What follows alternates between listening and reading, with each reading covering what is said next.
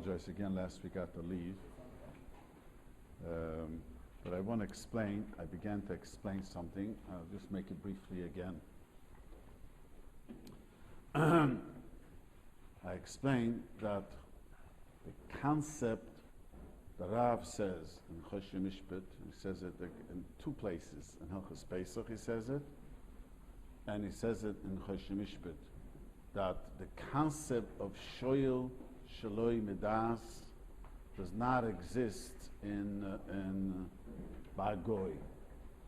For that reason, if a goy, it's based on Amaril, the Rav quotes, a goy gives you a mashkin, collateral, goy gave you a collateral, and and normally he doesn't expect you to use his collateral, hold on to it. So the Maril says you're allowed to use it. The concept of shoyel shloi midas does not apply to a goy. I don't want to. I explained that's one of the reasons why, of halachic. I'm not going to go into the detail again. Why people continuously ask me. Looks like it's only the frum people ask, but it's being done all the time. Especially teenagers, they download music and not the right way. A boy tells me the other day, had a big fight with his sister. Sister told you not to do it. Let's go to Rabbi Tauber. Tells me he downloaded. Don't ask me how these boys do it, but downloaded music that it's illegal to do what he does. But these teenagers find websites and things that cost $20. He gave it to his sister a gift. You know what I mean? That's what the fight was. So the Maisa, if it's not Jewish music, so what did you do? You were shoyel shloi midas. But because al pi Torah, there's no such a thing as intellectual property. I spoke about it once, another time I'll speak about it. There's no such a thing. I was machadesh. I composed a niggin. It's my niggin. There's no such a thing. It's your niggin. There's one of the famous Zmiris. The Welt says that if you look nicely in the words, you see the Baal Menagim says that he stole the niggin from someone. And put it into the. I was a young boy. Not all stories that I heard as a young boy is emes. But the Rabbi in Cheder said one of the stories. He said that there was a Rav in the city, and the Rav was in the good old days, not so long ago. You see the towns in Hungary. I was there. I saw it that way. That the Kehillah had a big courtyard. Over there was the Rav lived there, the Dain lived there, the Chazan lived there. Huge courtyard. So the Chazan was preparing himself for Yom Neruim. The Rav couldn't learn. He says, you can't do it so loud. This is my business. This is your business. Okay, sure. Came to Yom Neruim. So the Rav davened Shachris, and all his nigunim he sang Shachris. And then he took him to Nintoid after Yom Tov. He came to Musaf. In Yiddish we call it as ausgeklappte Shana. You know what that means? That means his songs were used up. Because in Halacha, there's no such a thing as it's my song, intellectual property. So anyways, so that's called the shoyel shloi midas. So you're allowed to do it. So the Ravs, this is a very famous question, and I would in Hilchos, if you learn the Mugavrom, the whole Sugya, which we don't have the time, you're not allowed to make a Sukka, the Rishonim say, in a public domain. So the Mugavrom says, Be shloime, the Yid namoichel each other. There was times in cities, like in New York City, it's still today's day, but they get permission from the city. But the times that Jews, there was no room. We don't appreciate it. What ghettos meant, there was literally no room. There were times the Jews lived in ghettos, no room. They had to make the city sick on the street. How can you make a sick on the street? The Bishleim, the Mugavrum speaks out, the Yid namoichel each other. Jews are moichel, like you make a sukkah out of mine. It's shemitzah. But the goyim are not moichel. So what? What's the kasha? According to the Rav, there's no problem. So I used it without your permission. So, shoyel shloi midas. But that's if you're medaik in the words of the Rav, he says it's not a din als amaganov. He says it's missing in the shalocho. It's not yours. I explained last week that even though Sukka she'ula is you could be a borrowed Sukka. I explained, let me quickly go over this. something could be yours in many different ways. Something is my property, it's mine. I could lease it, I could borrow it. It's not borrowed, not leased, it's hefker, it's no one's land. It doesn't belong to anyone. The different ways you use someone's property. So the chiddush is that a lulav and an esrog has to be yours totally. Can't even have a partner. Lulav and esrog, if two people are partners, the other one has to give it to you. Amatonam and aslachser has to give it to you. Has to be yours 100%, not 90%, not 99%. Yours in every way. So Mamela, that Sukka, no, a Sukka doesn't have to be yours. It could be even borrowed, leased. The question is, but if you take it without permission, that is missing a little bit in the Shalacha. That's what the Chiddush the Rav learned. The Rabbi learned that piece, but that's the Chiddush. And that's why the Rav emphasizes it's a din in Sukkah. See, other Chronim seem to say, they learn it's a din, you're not allowed to use the Goyish property without permission.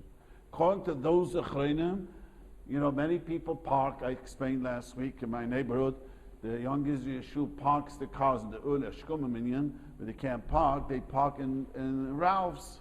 Ralph's doesn't, I don't know if they asked Ralph's, but it's early in the morning. How could you use it? It's a big sign over there. If you don't shop here, don't park here. So, I'm not saying to do it. I'm explaining, according to the Rav, it's okay. Some other Chayim know that you do say about Goy Shloim, you're not to be a Shoy Shloim Das. This is. According to those opinions, what do they hold by Sukkah? Do they hold that Sukkah doesn't have to be yours? Or they hold that the reason why the Mugavur made such a fuss is because you're a gazlan. So it's like a mitzvah buba aveda. You're using it in a how you say? Even though it's not exelis, but it's like a shoy shlamadas. I explained the Rav. That's according to the Rav. And use it, and I'm considered a shoy shlamadas because that is basically like it's mine.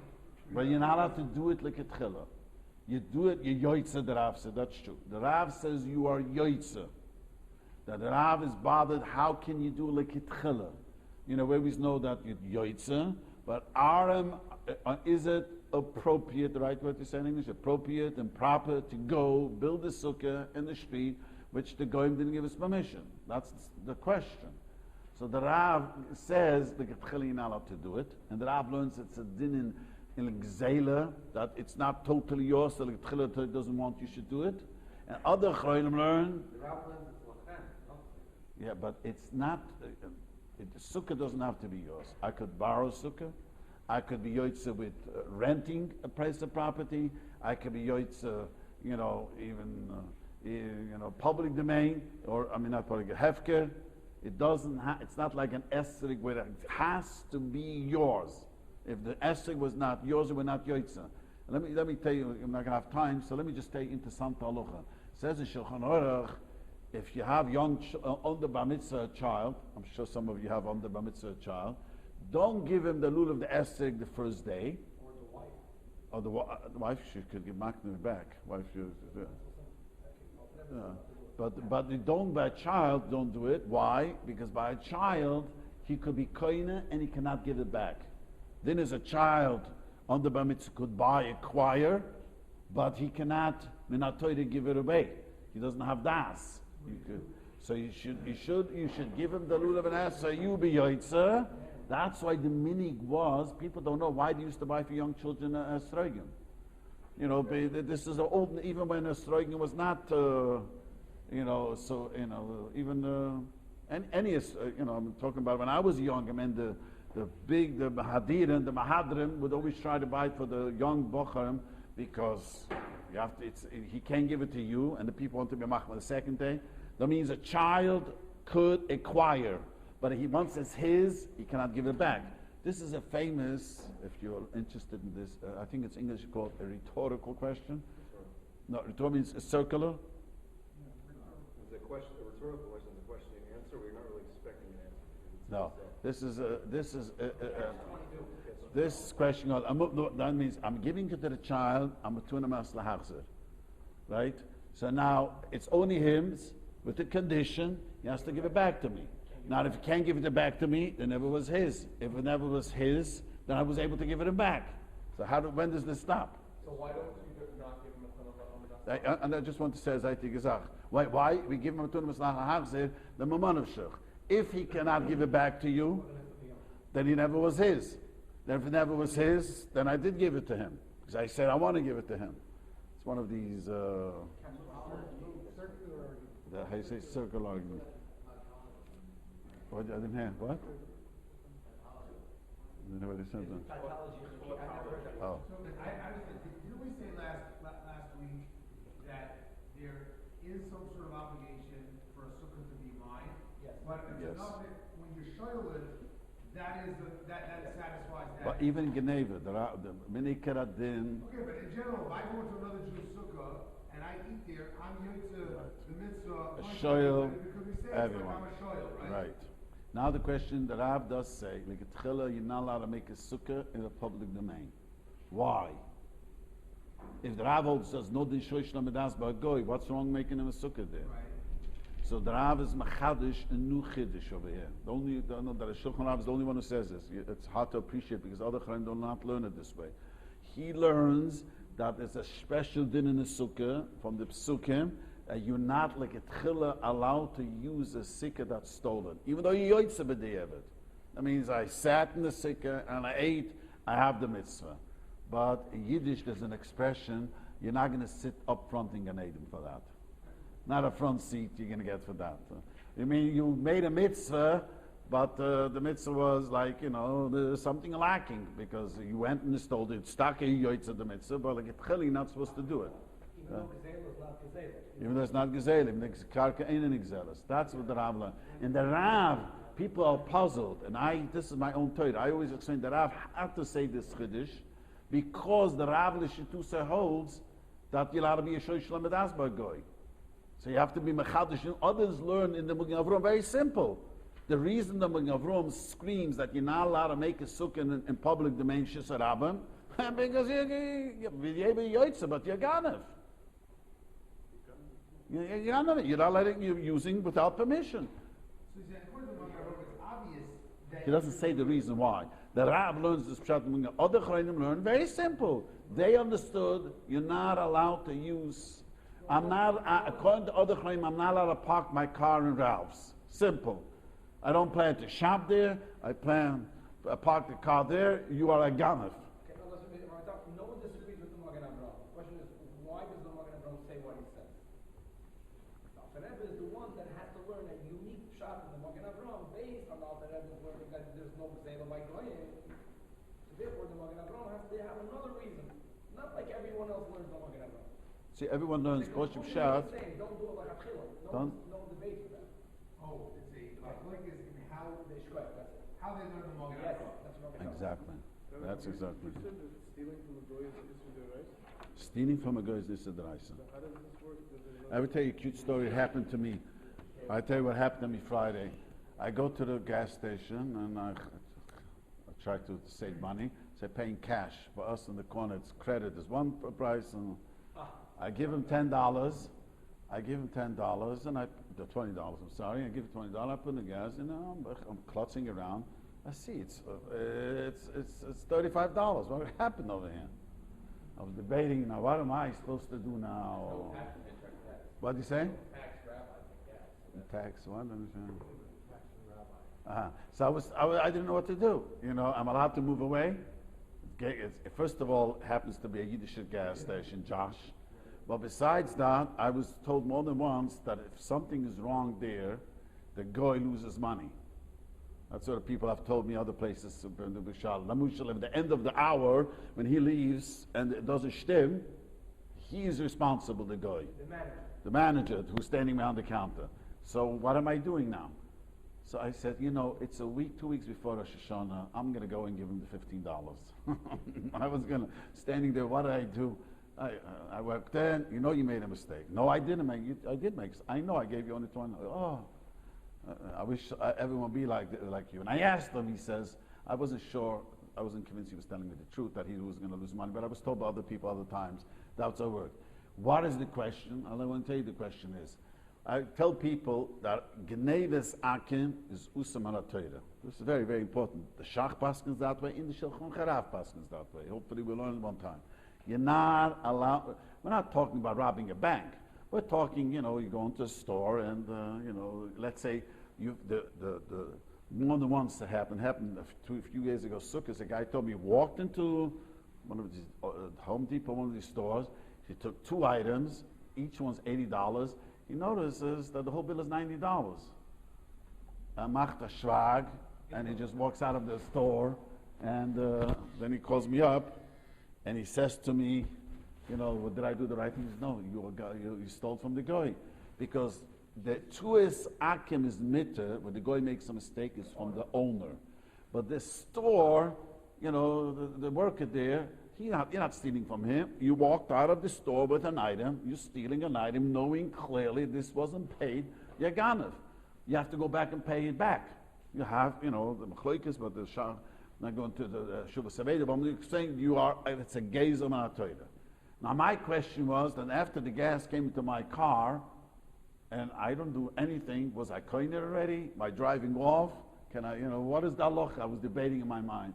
Just forget the debate. I have no time. It's Friday, and that would be the kasha. And I still don't know. I didn't have time to think it through, but that would be the question.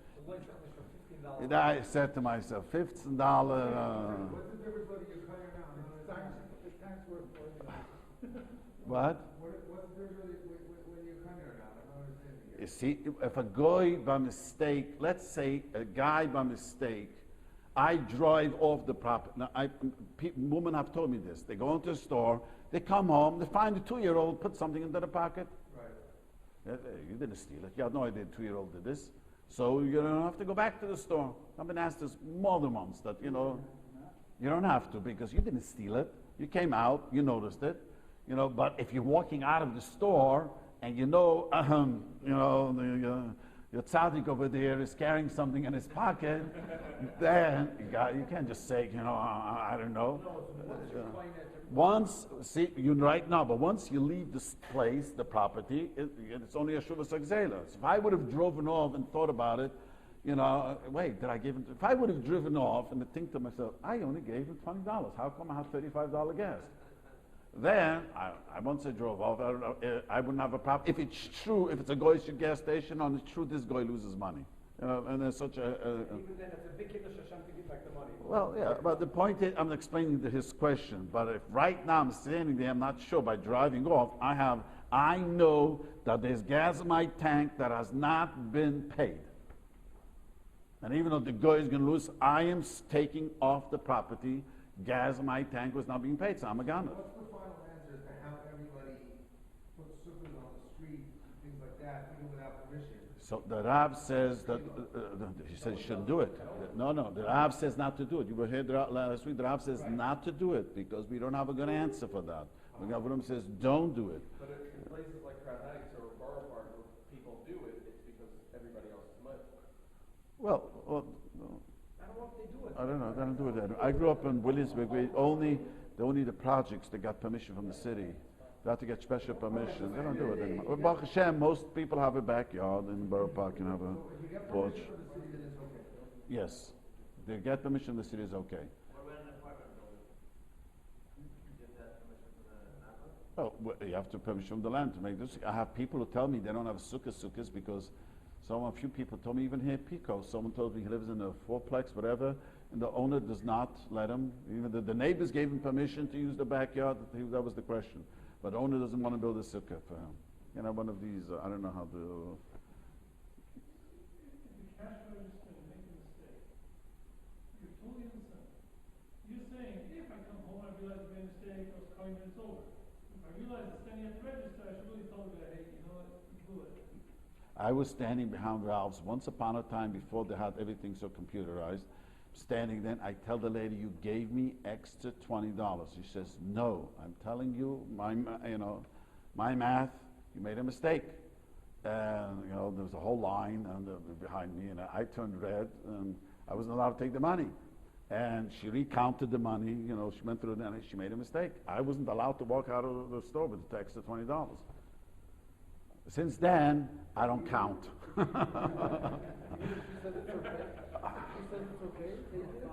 She's on her money. That's when people told me if she makes a mistake, but doesn't make a difference. But I knew right then and there she miscalculated. I remember I gave a $100 bill and she gave me $20 more. Your math is off, I told her. Today already shows up already when, the only thing the guy stands did nothing. Because you are walking out with money that was not yours. You find out later, you're really not a problem. So you're not allowed to actually you are allowed to take property off the internet that's not yours, it's not really someone's property. That's okay, you should be learning Torah. Rabbi, let's not get into No, from a halachic standpoint, yes. But this goes to another thing. So watching a movie, not that anybody does, but if you go to a movie theater and you didn't pay for the movie theater, or you did pay, but then you snuck into another movie, can you do that? Rabbi, I'm going to say that question will not even be addressed in Halacha.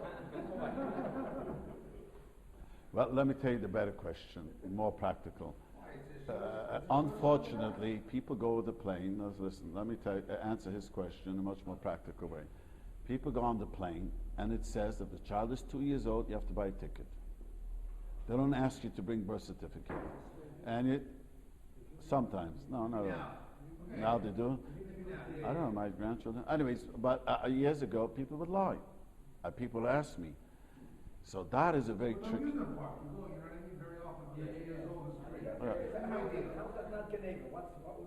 Because what exactly did you steal? If you're not actually taking a seat from a customer. Right. Let's say not taking it. Let's talk about not taking a seat from the customer. Everyone also though. This is how they make money. So what? So what? So they're not making money. Well, So then. but it's not true. I asked an expert years later, I was taught that way, told me, that it uses more gas. It is not, wait, it's not, I thought it would come on, how much gas could a baby used to throw in? Everything. He told me, someone expert told me that it really uses gas. It's not I thought, come on. But what if you got a 3-year-old that weighs less than a... Doesn't make a difference. If they have a rule that way, then it comes out, you are stealing from them something. So you're not allowed to. The movie theater, I'm just saying, the Rabbi says no one watches movies here, so we're talking about more practical. Address the No, so Disneyland, or what I'm using for, that's a good example, I think, where if in one of these places... You're using electricity. Disneyland, they charge for the young kids. But you're using electricity there. The electricity. No, there's going to be child prices of No extra cost. The kid's 15, you pay The the machines store. are run non-stop. There's no extra cost. Okay, if I also used to think that way. Going on a subway, going in a subway. The subway is a city, but I'm talking about if there's no extra, you cannot say it's us. But an airplane, which uses gas, you're not allowed to do that. I want to tell something. I want to say. Lying is prohibited. Forget about the good neighbor part. Yeah, Lying well, is prohibited, no? that's some chayk said a shayna. Some chayk said a shayna. That's a simple. I just want to say something. I want to say something to you, Boisai. I live in a much meager income. It never is worth it. The bunch, if you go crooked, I never took money from the government illegally, never cheated in anything. I don't take if there's few dollars people save with a child, the extra few $100. Are you Jewish? Yes. never, leints auch nicht. It's emes. There's a Rabbi that says very clearly, even if you hold Genevas, Akim, all these things, shtickers mit it, he says, the Rabbi says, I've seen this, it never has any atzlocha. I watch this in my community. People do all the dry shtick, in the end, it costs them legal fees when they get caught up, and it's the whole thing, that's auch nicht geleint. Leints auch nicht. Okay. It's a very practical question. All the airlines charge today luggage over 50 pounds. I came with a suitcase that weighs 60 pounds at a very simple solution. I gave this guy $10 to say get it on a plane. It got on, they didn't charge me. Did I steal from the airline? Yes, you did. It cost more to wait. Yes, you did. Yes, you did. You stole from the airlines. With him, you have a partner instead. Exactly. $10. That's That's not $10 ISO. gets lower. Why would that ISO? They're stealing from The us. Chabad is- Because if I send a suitcase that costs more than $50, but I don't pay the overweight charge, I still can have it. You know what they charge. They're allowed to charge whatever they want. Don't fly. Don't fly. They're allowed to charge whatever they want. This way of thinking is so childish. They want to charge you whatever they want. They charge. This is their business. You don't like it, don't fly. But let's say that we don't give $10 to the captain, and it still goes on because sometimes they're just nice, you know. Sometimes okay. I imagine that he has a right to overlook. They do. I mean, they have to. Yeah, they have a right to do that. I asked someone in the airline. One second. So my next question. So what does it matter that I gave him $20 to They actually? usually the only overlook when it's 2-3 pounds, 62 pounds. You said it was. 60 pounds. The 60 pounds, 10 pounds more. Usually they don't overlook. Hey, you got weight up. He put him on a pig. He told me it was overweight. Yeah, but you gave him $10, so he let you get away with it. He had the right to let me get away. No, it's the sky cap. It's the porter did it. He has He no, had- no. Suppose that you give I'm him not the commenting. you give him the bag, he puts it on, he's expecting a tip, and you just give him a tip afterwards. You I don't didn't say make a word. a big deal ahead of That's time. not the charge. I'm gonna give you $10. No, to do that. What? If it's illegal for him to do that, so let me repeat this question. How do I know? Now, let's say, I imagine it is. They're not tzaddikim over there. They want the tip. And let's say he says the sky cap, this is what he expects, I'll take care of it. You take care of me, you know how they say. You take care of me, I take care of you. That's normal the nusach they say there. You know what I mean? So, you know that it's not. You're not, just because the guy's doing it, you're not allowed to do that. If an employee feels bad for you for whatever reason, they decide, one of the employees may think, fine, you can put on your... There is such a thing. My own daughter, was flying and she was young,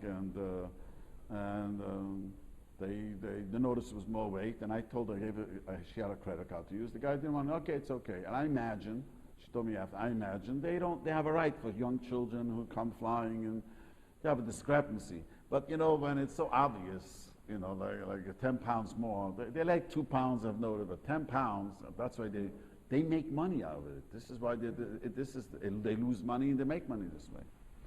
Okay. So you have to say to him, I want you to charge me? Yeah, I don't. No, Yankee couldn't give $10 cash to the guy. He didn't do it at the counter. They didn't do it at the counter. I understand, what's the right thing to do in that situation? Just say, I want to pay for the wait. Just say, I want to be And honest. he says, just give me $5. No, I want to be honest. Okay, you say no. I tell you what, I have. My daughter tells me. She goes to a salon. You have to have her hair done for a wedding, I think, and the lady says to her, please write the check out of my name. The owner wasn't there. So I am proud of my daughter. She has the guts. She says, that's stealing. And she tells her, she's 19 years old, you're not allowed to do that. That's stealing. I'll give you a tip, but I'm going to make the name. She turns red as a beet, and says, okay. She wrote the check out on the salon's name, and she gave her a tip, $5 again. Because, that's what you're supposed to do. You're supposed to, Rabbi, what's your view on sometimes the Shalatim from Israel will say, just write it to this local organization and they'll give me the money. And that way you get the tax. You get the tax too. Well, I was told it's even legally allowed. It's legally even allowed, the tax. That is okay. Yeah, I was told it's halacha, it's sure, but I was even told it's legally okay, because if it's a charity, you're allowed to give it to them, and I was told it's It's part of the mission statement of the organization. right. They We have in our neighborhood an official organization that we built on this thing. It's legally okay. If a shul gives out tzedakah and people donate money, what's the difference how it comes? That's what this organization is. A lot of times, the idea would be that you have to apply for non-profit status under the code. I understand that, but that's the mission of the organization. In Israel, that's kind of using the tax status of the organization. One could say that they're getting a certain benefit, but maybe they should say, maybe. Yes, okay. You're correct. It's fine.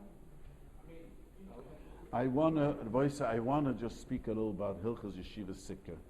about Peh is a long simon because also something that people are very, very mizalzel.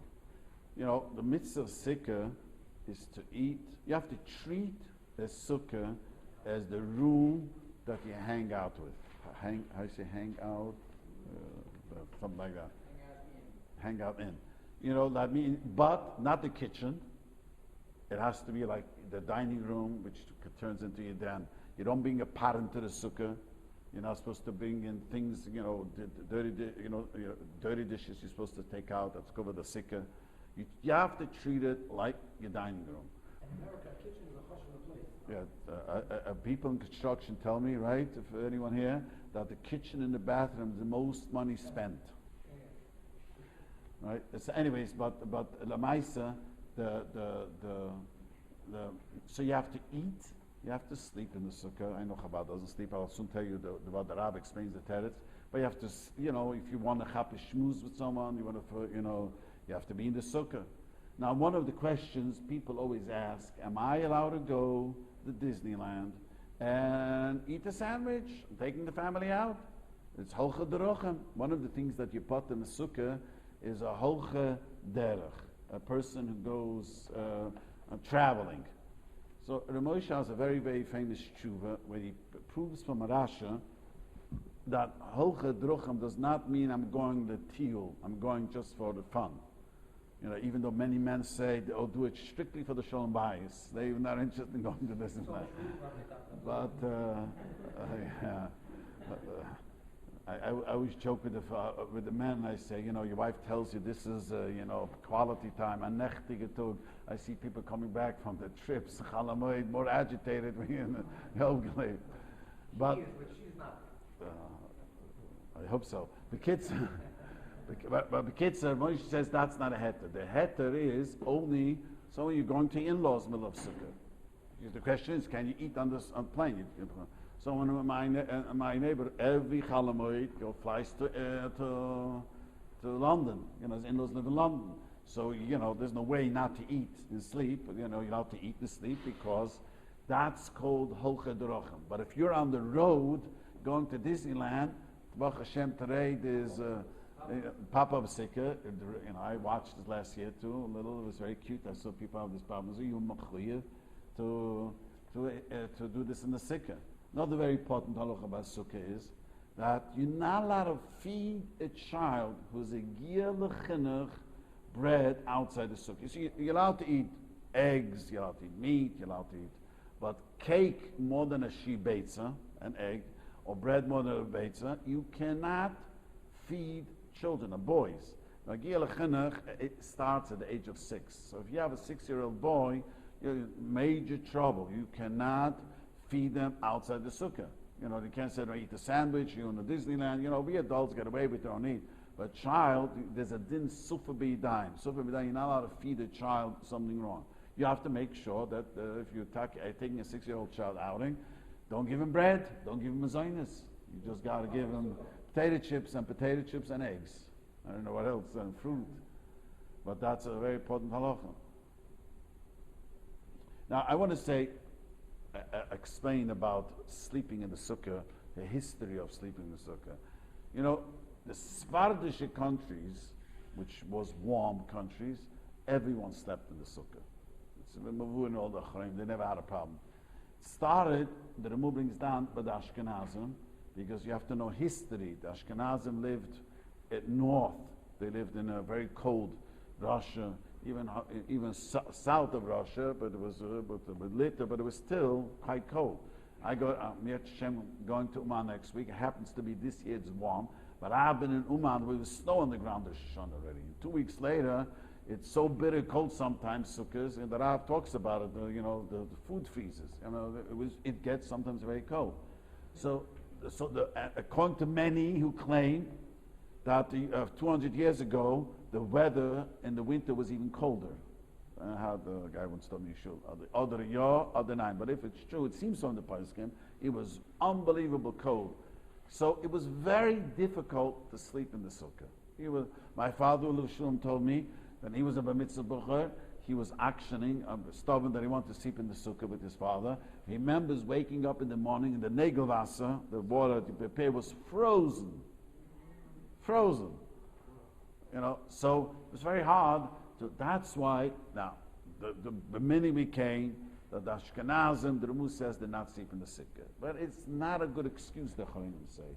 Because if you could prepare yourself warm blankets, and that's not a, it's just a tercha. So no one really liked that teretz. So Mugarum tries to say another teretz. The Rab says a very interesting teretz. The Rab says, I mean, you probably don't have it open, but the Rab says,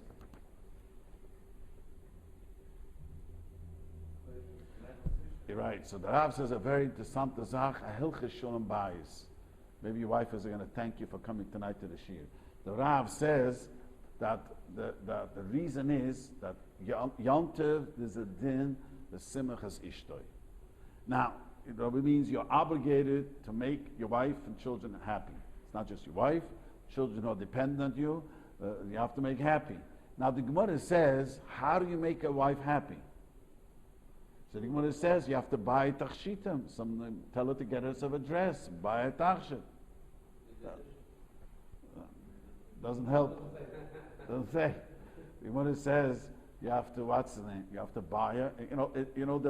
There were people very makpid every yom to try to get this wife something as a chiv. Simachas ishtoi. The Rav learns a mitzvah chiddush. That mitzvah of simachas ishtoi he learns is lav davka buying her one thing. I could extend the mitzvah. So if all yom tov you're going to be busy cheering her up, you're doing a mitzvah, doing the dishes. So part of a simachas ishtoi is woman like to, she wants to be, even though she's not clean, you're not going to be intimate, but she wants to go to sleep and say, in the same bedroom as you.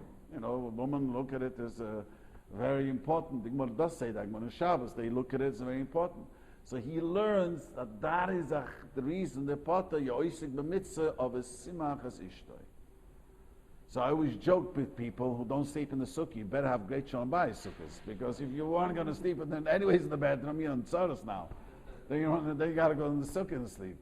So if you have great shalom bayis sukkahs and then you take a potem in a sukkah, because that's his chiddush, and that only applies to a married person. And it's clear that the Cholim tried to find a teretz. You know what I mean? Or if your wife says, the woman who was, I don't need you to sleep with me, I will go to sleep in the sukkah. I can imagine such a woman, strong-minded woman, I don't need, I want you to do the mitzvah. It's better you don't bring it up. What'd you say? It's better you don't bring it up. What about the sukkah being too holy to sleep in? That's a peak Kabbalah. Rabbi, that's Kabbalah, that's serious stuff. We're learning a lot about that. I understand. I'm saying, listen. But just, if I'm saying that halachically, So say that- what you that- want. that- The fact is, but the that- buffer that- of the rabbi don't sleep in the sukkah either. whenever in the Chassidus we speak about it's makif and bedina, clearly it says not to sleep. Not to sleep in the house, not to sleep. I saw writing, Babucha did not sleep. Didn't go to bed. He slept, he didn't sleep. In the Bible, I saw written a whole kinteris that he refused to go into bed. He slept in the sukkah in the chair. Chairs. They didn't sleep in the bed. No, makif and bedina is not a reason. It's just a reason why not to go to sleep. Now I sleep in the house. Now I sleep in the sukkah. You don't sleep. So if you were going to sleep, though, you keep the vina? This you speak to your local rabbi. I saw a video of the Rosh Yeshiva coming to the Rebbe, and I'm sorry, I saw clear the Rebbe ripped them apart, and the guy was asking Mechila and all that stuff. That's what I saw it. So I mean, to me it was pretty obvious that whether or not to sleep in the sukkah. We solved this problem a number of years ago. Okay, let me just talk.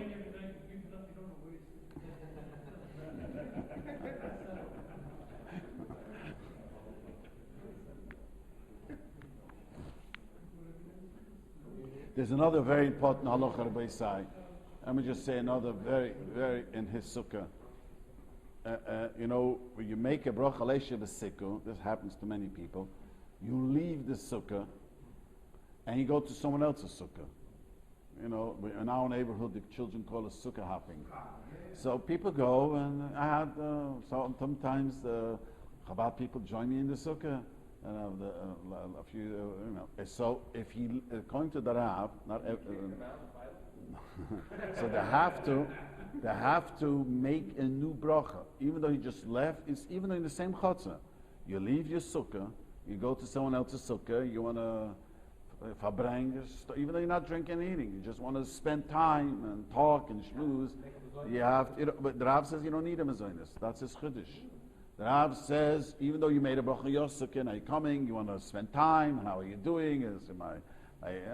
Even just if your intention is to sit, the tile, to be there, verbringen, as you say, verbringen, you know, Yiddish verbringen, many people don't realize, verbringen means just to spend time together. That's what really verbringen means. Just to spend time together, that's what you want to do. You have to make Leisha B'Sikul. 1 second. Make the Leisha B'Sikul if you now go back to your sukkah. No, you're this new sukkah. If you would go, you would come visit, you live here and you're going to visit the rabbi. You just finish your meal, or you're going to bench there even. Better. You had a mind, you're going to bench by the rabbi in the sukkah. And now you come there, you come to the rabbi's sukkah, even though you're not going to eat anything, you just want to spend time together, you have to make a Leisha B'Sikul. Just like that, Leisha B'Sikul. What? That's what the Rav says. Not everyone agrees. The other Chayim hold that since you're going straight from under, the Mishnah brings other Chayim disagree, but the Rav says it's very stark. He learns Pshat and Megavra. If you go and you're eating the other sukkah, then you would have to make Leisha B'Sikul. No, other Chayim hold the Halich is not called a hefsek. They have a whole different shitta. I'd rather not say you know the shitta because it's enough confusing what I just said.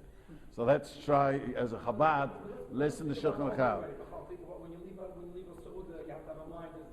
If a person, let's say you eat in the morning in the sukkah, you make Leisha B'Sikul, you're going out for 2-3 hours, you come back, if you're eating again, you have to make it. If you eat, that's a big machlokes. Let me finish. You go to a sukkah in the back, and you have a little l'chaim and some herring. And then you come into shul, you daven the sukkah, and then you go back out again. With crackers, of course. You have to have kibetza. Huh? You have to have the she kibetza. All right, now we're saying I'm not understanding here. Listen. Calm down.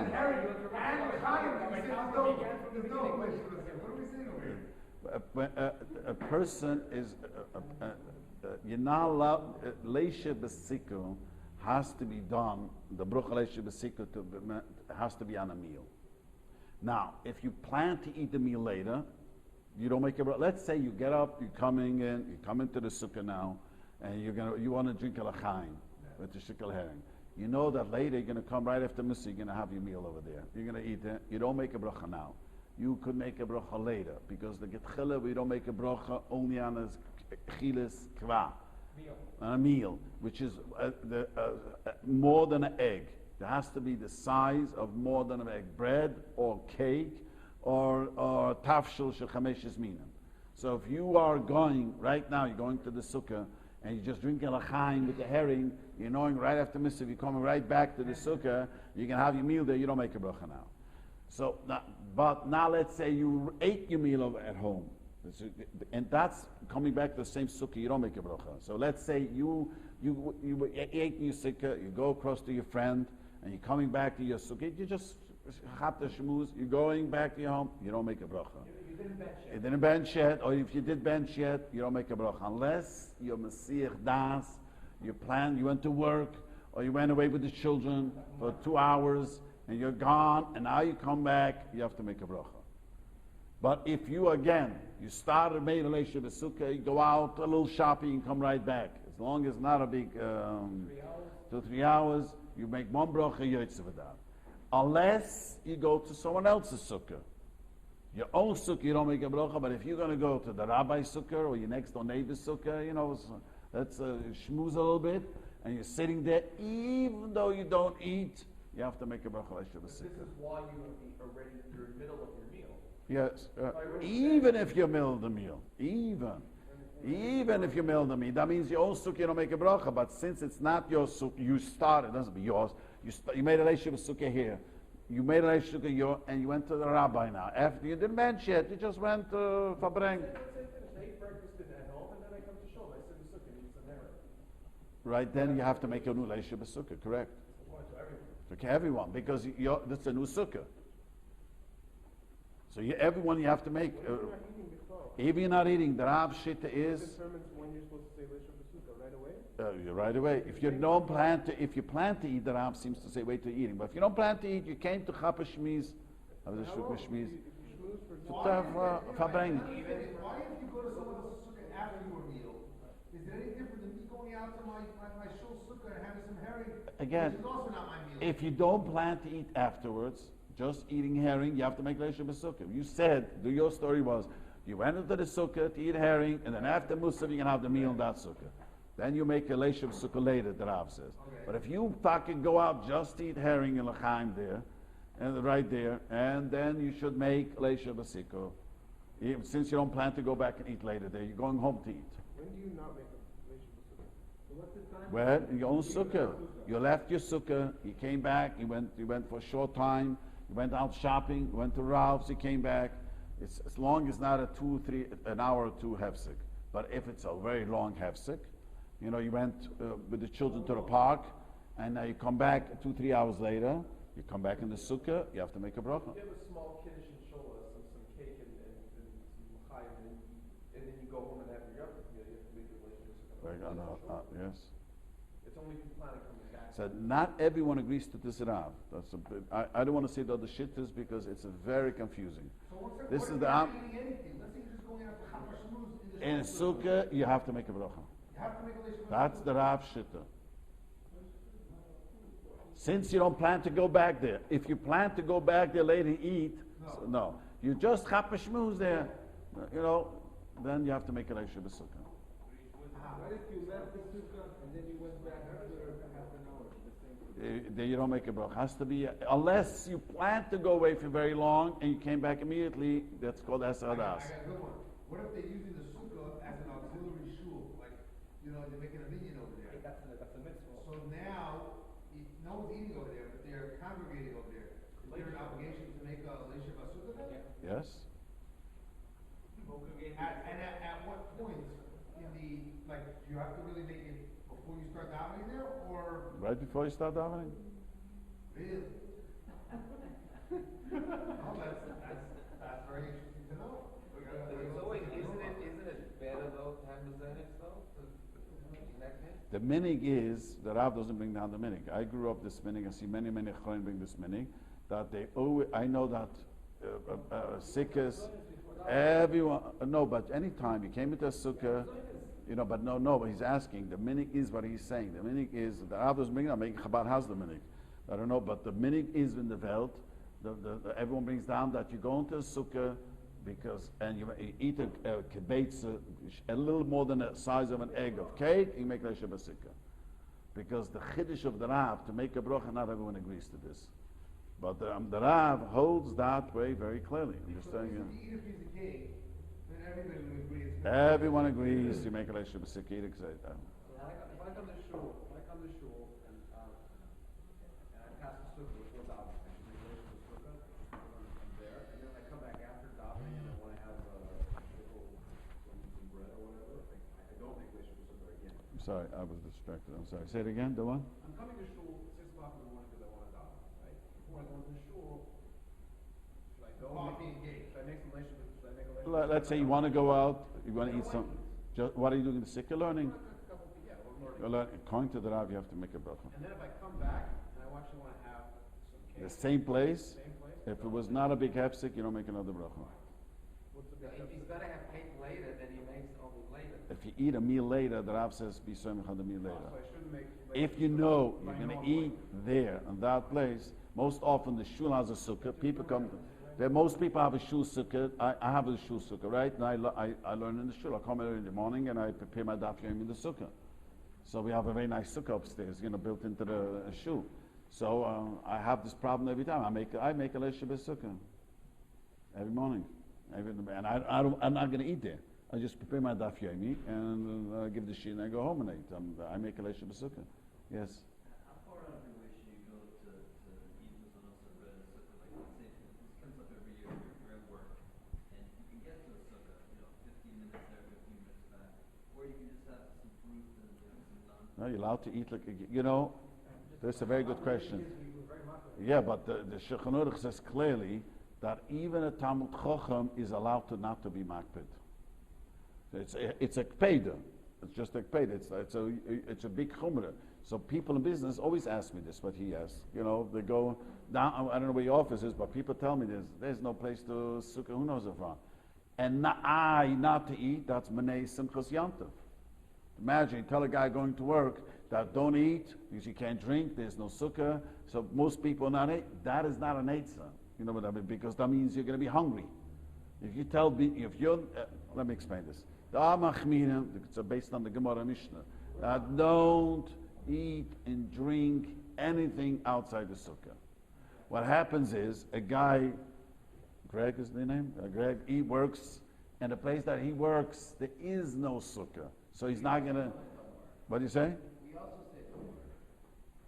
So the people who are machmir don't work all night. Well, it's a Tauber Ovid. The Tauber Ovid is allowed to work. If someone's going to work, sometimes you have to go to work. So the question is, it's a quandary, you say in English. Should he not eat? He'll be machmir. Then he's mevatl simchas yantav. Chalamoy, you're not allowed to mevatl simchas chalamoy. That means chalamoy, you have... One second. Not that he has more pain by not... I wish there would be such chassidim. But the bottom line is that the hunger is worse. So rather eat eggs, fruit, that you should do. Rather than... Now I'll tell you another chumrah, which the Rav is misupik. Not the Zionis. That's more. That's not really for Babish, but that's. I'm not convinced that's true. I'm not convinced. I'm convinced, Rabbi. That were the stories of Chassidim. There was a chassid. Yeah, but I'm saying an halacha, they're not convinced. A guy should rather not eat, should be hungry. Chassidim do. They go hungry. It's just the fact. That's Yeah. okay. It's not a big. It's a It never was once raining in the Sukka. It never said that, if you don't feel the pain and you feel the joy. Yeah, but I'm just saying, but I'm being practical, a person, in practicing halacha, you should rather eat outside the sukkah. There's another question which is very important. Today, coffee became a choshev drink. I once had a meeting, asked me to come, a very big lawsuit, they were going to Din Torah. So they asked me to come, and I come into this law office in Century City. It wasn't Sukkot, it was during the week, and I never saw this, in the law office, they have made this choshev coffee, and this was, in your office they also have it, but this was, Zanz mit Azelach, right? But coffee became today, you go out with someone, my understanding is very simple, people used to drink, but now you can't drink and drive. So you want to sit down with someone and have a meeting. So you can't take out vodka. You can't take out so coffee became a social chashiv drink. That's the fact. People, business people meet. They don't want to drink. They got to move away, drive away. So they sit down and they don't want cheap coffee. So they have this chashiv or whatever. Coffee. So Mamela, the Rav is Mesupik, it's a Mesupik Mugavrom, you're not allowed to drink such coffee outside the sukkah. So if you are going to Starbucks to spend time with someone, to sit down, have a business meeting about drink coffee. It's a Sufik, such coffee you have to eat in the sukkah now. That's called a kva on shtir. 1 second. What about How you say kva?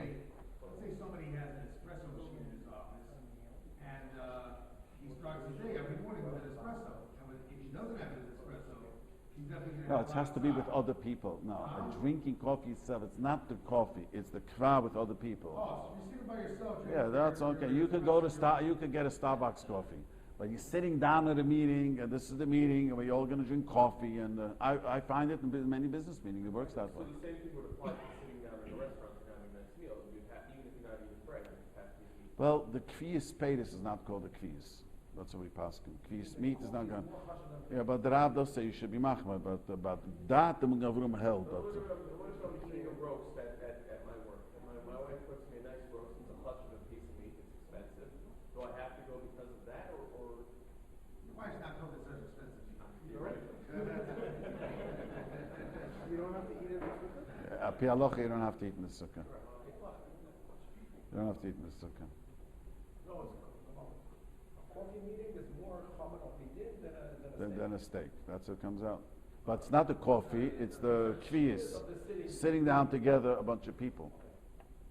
You know what the hardest You thing? could say the same thing if you're sitting around with a bunch of people and you're serving them all roast. It would be the same idea. People not. It's not the Nobody does derech. that. No, that's why it's not the derech to make a kvias on roast. That's what the Shulchan Aruch says. To drink always with kvias. People used to sit down and drink beer. People sit down and drink. Today we don't do this because people drive and we can't do that because we can't drive afterwards. So it became coffee. Certainly a nice glass of wine if you in fact were having. Right, that's for sure. Sitting down with a glass of wine, it says befurish. We make a bracha by Havdalah that was very makbid to make a Leishma Sukkah Yeah, on the wine. right. That Havdalah. says. Yeah, that says in Shulchan Aruch. Yeah. Yeah, that says in Shulchan Aruch.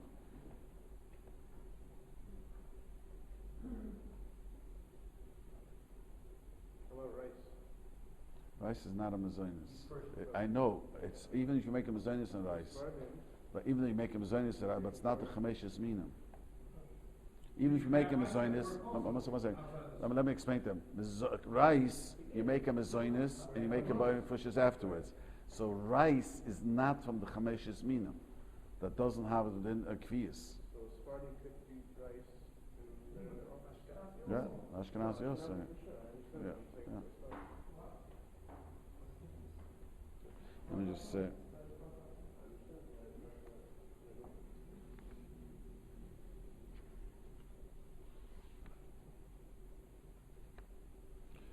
Let me say a sukkah I went today to see. Very interesting. I went to see a sukkah today because a guy built himself a beautiful home and a ben Torah was mafakpik and they said the sukkah is not good. Now let me explain. Let's imagine. You see, that happens to be a tzuras. You know, that's a tzuras Pesach. This is a tzuras Pesach. You realize? You realize this is a tzuras Pesach. Why need a mezuzah here, Rabbi Tauber? That's an old question, but it's many hold you should put a mezuzah. But you know, you realize, you know what tzuras Pesach means. This is how you say tzuras Pesach in English. How would you say in English? This is a door frame. This is a door frame. You see, this one and this one over here. These are 3 door frames. 1, 2, 3, 4, 5, 6. Yeah, so let's say a guy has from his wall, in the house, in the corner of the house, he has this wall and that wall. So this, forget this wall, but he has this 2 walls. You understand? He has 2 walls connecting the wall, and now he has like this. So the question is, this is considered a 3rd wall. This is now Without putting anything up. without putting anything up. But he happened to put up something, and that's what I'll explain later. Without putting anything up, you have 2 walls, and you have this. Now, I don't know how wide that is. Who's in construction? How wide is that? This thing over here. It's 1 foot wide? No, the whole thing all the way to the window. No, this piece. Oh, this goes to the window. Yeah. See, what happened, he had 15 inches from the wall till there.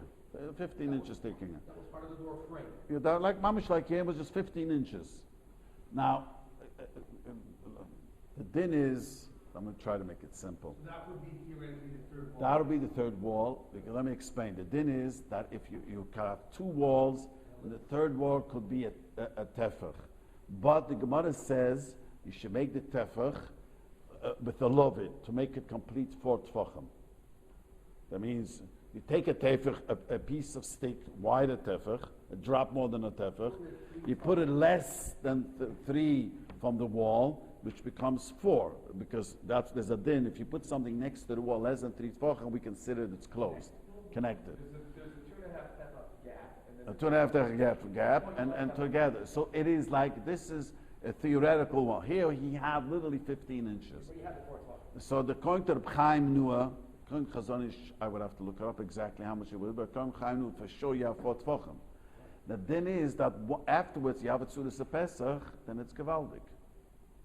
You know, then it's considered a complete wall. So he mamish has mamish this. He has a huge back patio.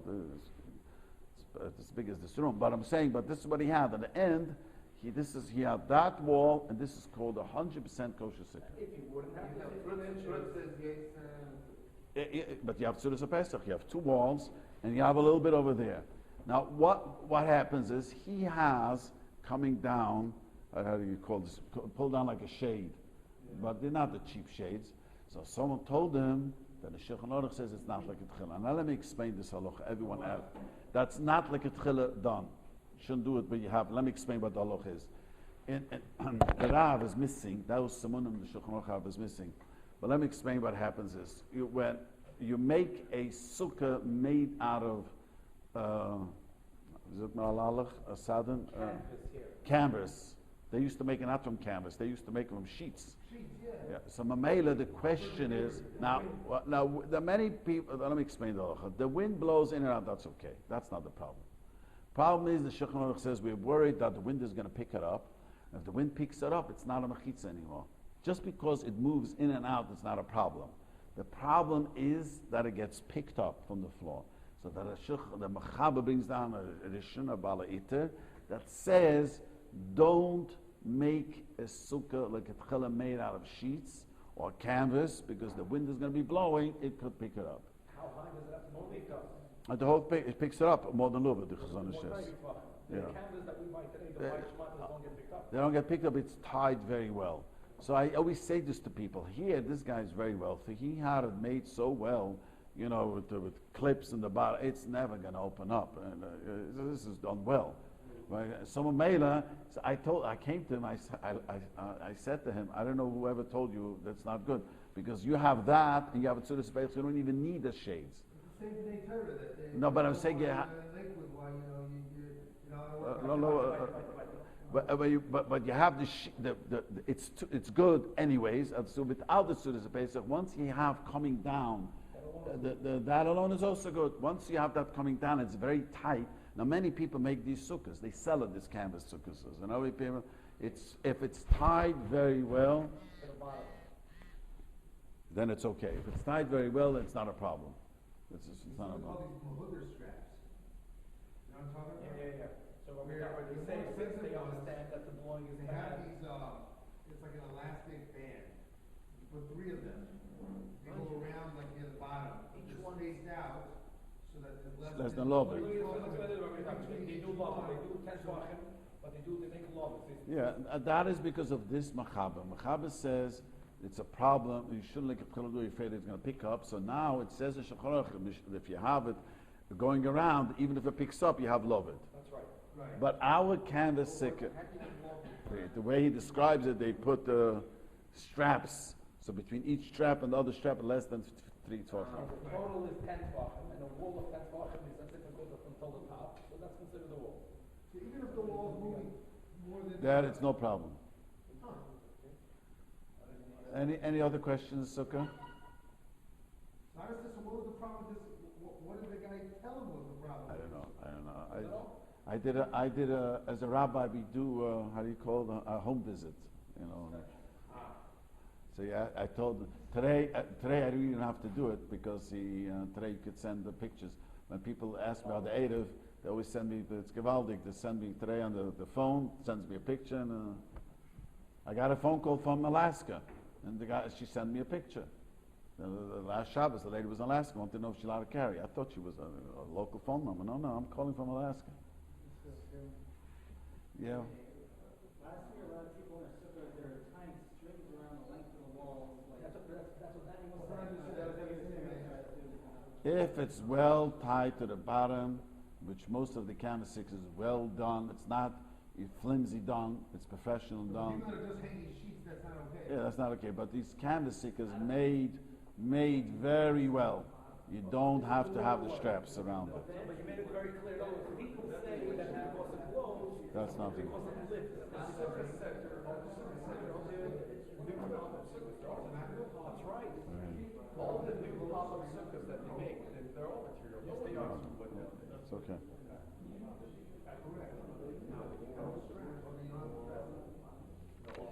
Let me tell you the boy side. I want to tell you what the hardest thing in Sukkah is. The hardest thing in Sukkah is v'samachta b'chagecho.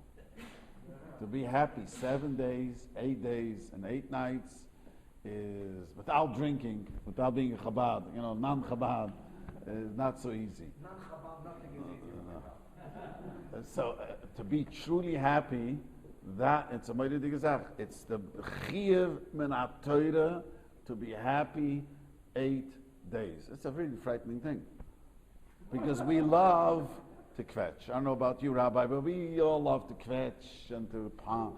But to chiyuv, to be happy, and it's a mighty gezach. And very few people do it. In the last week's Teichach, it's a really frightening thing. All the tzoros come because we don't worship the Rebbeinu Shem b'semcha. Clear, no ifs and the buts. Yeah, but sick is a special mitzvah. That is, you should. Yes, right? So the hardest mitzvah is to be happy. That is really, and there's a mitzvah, it's a. What did you say? That's where we get better scotch. Why is it? Yeah. And the other thing to remember, you need to make Erev Tavshilim this year. The Shah and the Shoshana, the first day, and the Sukkot, and the other thing, if I'm going to say something. You're not relying on the rabbi and the tefillah? No. You have to make your own Erev Tavshilim. You have to do. Well, you have to ask the rabbi if he did it right. You have to have a good rabbi who knows that he did it the right way. Okay. So let me just explain something else. Now I'm going to say something, and I know I'm going to be misquoted. The 3 days Yontiv, if it's very hot, the second day Yontiv, you're allowed to take a shower. If you are in pain, agitated, someone told me last week it's predicted to be a very hot Sukkah Seder. I don't know how they predict these things, but anyways, what he told me. If it's true, it's going to be a hot Sukkah, and it's 3 days. Most of us get very agitated. Most of us shower every day. We live in and so the second day Yom Tov, not the first. The second day Yom Tov, you're not Shabbos, not the first. The second day Yom Tov, you're allowed to, take a shower to, only if you're really agitated. Not because, the rabbi said, you can take a shower. Hot water, cold water? Hot water. And Hot water. Liquid soap? One second. How can you close this hot water if you're shutting Yontif. fire down? So you don't have to find out. Just turn the water down. You're going to use the water tomorrow. You're allowed to do that. How does your wife wash dishes and close the water afterwards? Cold water. She doesn't. Yontif, you're allowed to wash with hot water. The problem is No, it's Yontif. Yontif is when mitzvah. you close the hot water, Even Yontif. fire go down. No. Yontif, it's a grumma. Even if it does go down, it's only a grumma. Yontif is mitzvah. Shabbos is the problem. By mistake, you open hot water. Shabbos, you're not allowed to close it. But Yontif, it's not a problem. Only if you have this, what is a new Rabbi, I just make it right happy. Say, Rabbi, I don't know what you on yesterday. What about the hygiene on the cold dishes, cold water? It's a glass, also there's electric, and it's a new, tankless. The tankless is a problem. Brazil, mamas, you open up the hot water, you make a fire go on from nothing. It ignites the water. It ignites the fire. That's the tankless one. The tankless is a problem. Tankless. The plumber wanted to try to convince me to put a tankless. I said to him, it's a problem Yontif. Tankless water, I spoke to an expert, it literally goes on the second you open the water. Another question, my Tauber. Is there a difference between standing completely under the shower or to do Eber? Yeah, but you're allowed to do, if you Yontif Shein, if you're mitzvah, you're allowed to do the whole thing. It is more kill, but if you're mitzvah, if you're not mitzvah, you're not allowed to. The Eber is a more kula gesagt, but if you're mitzvah, and many people, it's 3 days Yontif, I hear this every dark, and I am not a finicky, and if it's very hot, I also become very agitated. I am not a finicky person at all. But when it gets very hot, I remember one year it was just unbearable hot. I mean, But again, the second day Yom Tov. What's the big difference in the second day and the first day, Rabbi? Shows also second day Yom Tov. What? What's the big difference in the second day and the first day? Because the second Yom Tov, the second day Yom Tov, you're allowed to take medicine the second day Yom Tov. First day Yom Tov, you have a headache, you can't pop a pill, even though we pop pills all the time. But the truth is that you're not allowed to take only if your body is aching, like you would have to go to bed. You have to have the flu. Just because you have a headache, which is a nuisance, or a toothache, which is a nuisance, you cannot take medicine. Second day Yom Tov, you're allowed to be anything mitzvah, you're allowed to be. There's a lot more if you're swimming, you're not allowed to go swimming. Nothing to do. Medicine you take regularly. Every day, then you're allowed to take. Rabbi, the kids are be dirty. Then it's you're not happy. Then it's not a heter. If your wife is agitated, then there's no heter. No heter. The children are agitated, but If their children are agitated, then you're allowed to. Second day. but if the kids are not, they're perfectly fine. They're perfect. Then you're not allowed One to. second, we're talking about this. Can we take a cold shower on Shabbos? If you're, Cold shower without, even. you're allowed to take a whole shower. Shabbos to take a cold shower is only a minute. And if a person is again says agitated, you're mefunik, you're allowed to take a cold shower. Shabbos is only a minute not to take a cold shower. You're allowed to take soap, liquid soap. You're allowed to use. You can't use a bar of soap. Even on the second day Yom Tov? Second day on top. Most of the showers these days are one day. Yes. Are one day. And they, as soon as you turn on the cold, it has a little bit of hot. Is that true? I mean, plumbing. Your plumbing? Right. The one handle, that's what happens in one handle? Even if you put it a drop? I don't know. Well, find that out. That's very important. We'll find out. We have two, but someone else once told me that. Very few houses now have two hands. Yeah, we do. We especially put in two. But find out this out from me. By It's my true. house, I hear, when I put on the shower, in the beginning, there's a noise that I hear. It only goes on after it goes up after a certain point, because it's an old heater. Okay. Anyways, everyone, I want to thank the Rabbi for giving me the opportunity to give a shiur. Thank Rabbi Tauber and Tauber, and everyone should have a good bench shiur, and we should be able to smile a whole year. Amen. Everyone in the Bible is going to make a special kind in the yard site of